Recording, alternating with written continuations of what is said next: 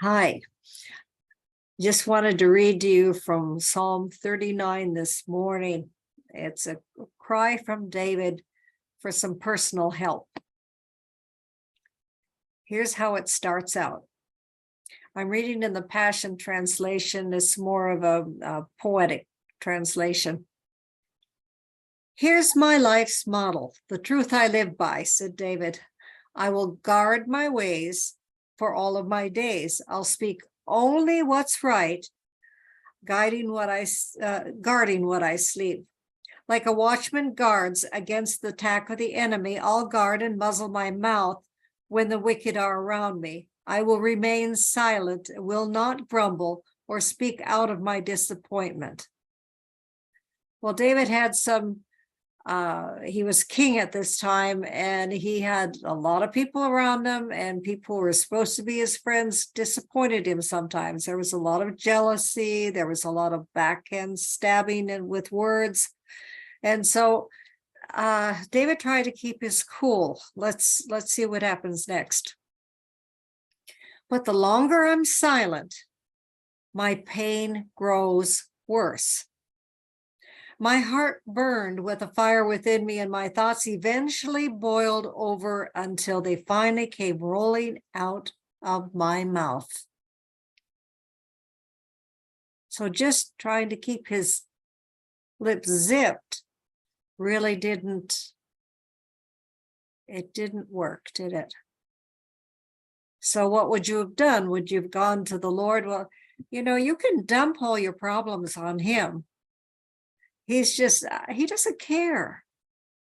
If you have something that's in your heart, you can talk it out with him. Remember that he sees your tears and liquid words, and he knows. He can read every one of those tears. He knows your heart. So David still had a heart issue. And he said, "Oh Lord, help me. Help me to know how fleeting my time on earth is." In other words, why should I get so upset? Anyway, let's go on. He says, I'm here for only a moment, a brief time that you've given me to live. So compared to you, my lifetime is nothing at all, nothing more than a puff of air. It's gone so swiftly. And so too are the grandest of men. There's nothing but a fleeting shadow. Well, David came through a lot before he got into his kingship, and he was pretty well prepared for it. And after that, he made a lot of mistakes himself, but he still had the heart to follow God. And this is why God was always there. He said, I know David's heart. His heart is after me.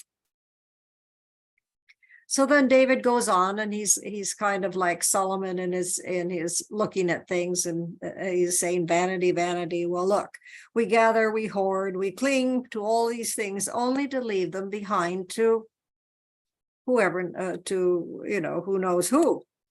And now, God, I'm left with one conclusion. My only hope is in you alone.